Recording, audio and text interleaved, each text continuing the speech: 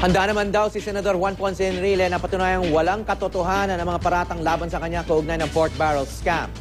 May tiwala raw siya na matuwid ang ating hudikatura kaya magiging patas ang paghawak nila sa kanyang mga kaso.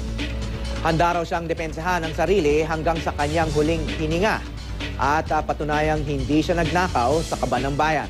Pero tulad ng dati, tikom si Enrile sa detalye o magiging strategy niya sa kaso. Giit niya kahit sa paghawak niya ng mga kaso noon bilang abogado, tahimik lang siya sa detalye at sa korte na nagpapaliwanag. Ganito rin daw ang gagawin niya lalo na ngayong siya ang nadidiin. Ilang beses na rin daw siyang nakulong at umaasa siyang tulad ng dati ay mapapalaya rin siya.